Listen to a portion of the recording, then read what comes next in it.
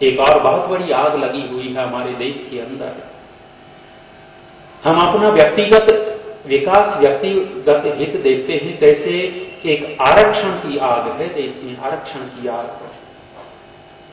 यह आरक्षण करता क्या है?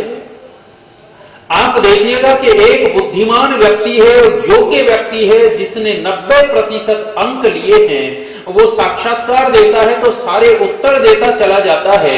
लेकिन आरक्षण वाला व्यक्ति जिसके केवल और केवल 55% अंक हैं, आरक्षण के बलबूते पर कहां पहुंच गया?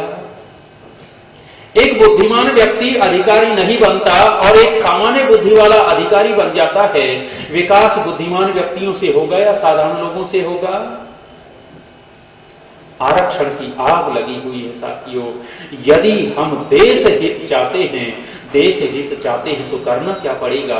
आंदोलन होते हैं देश के अंदर, और आंदोलन होते हैं तो सबसे बड़ी हानि किसकी करते हैं? हमने सुना जापान में एक फैक्ट्री वालों ने आंदोलन कर दिया, जूते की फैक्ट्री थी और उन्होंने आंदोलन किया तो आंदोलन का उद्देश्य क्या था? जूते की फैक्ट्री का मालिक तनख्वाह कम देता था, तनख्वाह बढ़वानी थी, तनख्वाह बढ़वाने के लिए उन्होंने आंदोलन किया।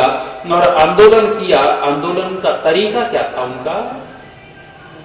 आंदोलन का तरीका यह था कि उन्होंने विरोध प्रदर्शन करने के लिए बाजू पर काली पट्टी बांध ली, काली पट्टी बांधी और फैक्ट्री में लगातार रोजाना आते हैं। 8 घंटे काम करना होता था, अब 9 घंटे काम करते हैं, 9 घंटे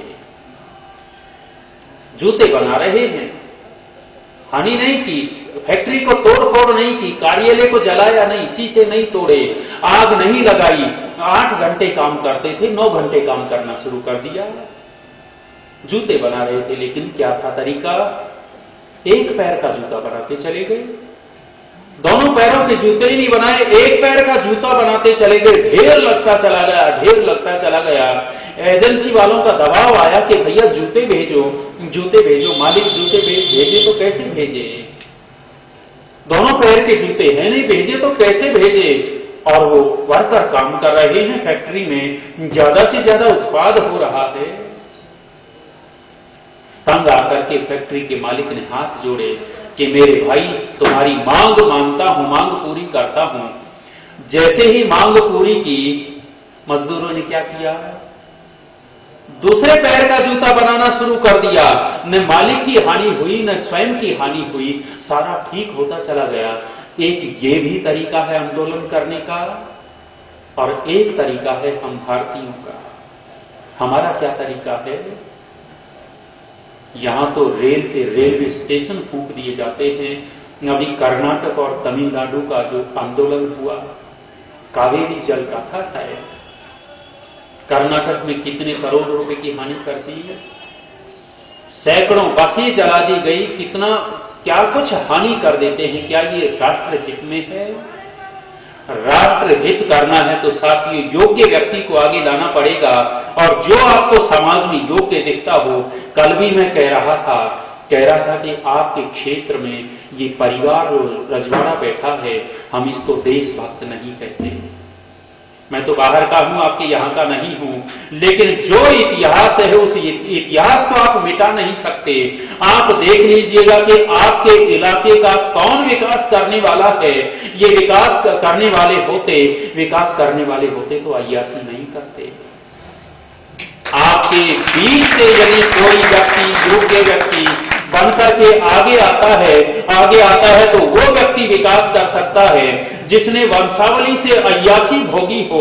अय्यास व्यक्ति क्या आपका विकास करेगा, राष्ट्रहित करेगा? राष्ट्रहित तो वो व्यक्ति कर सकता है जो आप लोगों से जुड़ा हुआ हो। लेकिन नहीं, हम तो एक विचारधारा से बंध जाते हैं, एक व्यक्ति विशेष से बंध जाते हैं, एक ऐसे दल से बंध जाते हैं कि बस वहां बंद करके रह गए। साथियों, राष्ट्र का विकास करना है, राष्ट्र का हित करना है। अपने जो निजी स्वार्थ हैं उन निजी स्वार्थों को छोड़ना पड़ेगा, और निजी स्वार्थ छोड़ करके राष्ट्र के विषय में सोचना पड़ेगा। जो राष्ट्र के लिए हानिकारक है, घातक हैं, उन बातों को हम छोड़ते चले जाएं, और राष्ट्र के लिए जो आवश्यक है उसको करते चले जाएं। एक बात कहकर के पीछे हटता हूं, 1 मिनट राष्ट्र का विकास हमारी शिक्षा से होने वाला है। हम शिक्षा क्या दे रहे हैं स्कूल में, कॉलेज में, अपने विद्यालयों में? ऐसा लगता है कि आज हम अपने बच्चों को अंग्रेज बनाना चाहते हैं। अंग्रेज कॉन्वेंट स्कूलों में पढ़ाने में ज्यादा गर्व अनुभव करते हैं। उत्तर प्रदेश में एक स्थान है गोंडा। गोंडा में मेरा कार्यक्रम था सप्ताह भर का। वहां की एक महिला मुख्य कार्यकर्त्री, बहुत अच्छा कार्य करती थी, सामाजिक कार्य में उतरी हुई थी, लेकिन उसको गर्व था कि अपने बेटे को मुंबई के सबसे बड़े कॉलेज, जो कॉन्वेंट कॉलेज है, उसमें दाखिल करवा के आई है। उसको गर्व था। और कॉन्वेंट स्कूल में विचारधारा क्या दी जाएगी? अध्यापक छोटे छोटे बच्चों को अंग्रेजी सिखा रहा है और अंग्रेजी का वाक्य लिखता है। वाक्य क्या लिखा उसने अंग्रेजी सिखाने के लिए? Ram is a thief boy. Ram is a thief boy. छोटे से बच्चे को वाक्य अंग्रेजी सिखाया, वाक्य रटवा दिया, Ram is a thief boy. वो छोटा सा बच्चा घर पे राम हमारे महापुरुष हैं, राम हमारे भगवान हैं, राम हमारे ये हैं, घर पे ये सुनता है। और अध्यापक के मुख से क्या सुना? राम एक चोर लड़का है। दिखने में अंग्रेजी सिखा रहे हैं, लेकिन संस्कार क्या डाल रहे हैं? उसके पैरेलल में वाक्य लिखा, John is a honest boy. जब ईमानदारी का उदाहरण देना है तो किसका नाम लिया? और जब चोरी बेईमानी का नाम लेना है तो किसका वाक्य नाम लेकर के सिखा रहे हैं? आप क्या सोच रहे हैं? हम शिक्षित कर रहे हैं अपने बच्चों को, हम अपने बच्चों को अंग्रेज बना रहे हैं। धीरे धीरे देखिएगा कि होने क्या वाला है।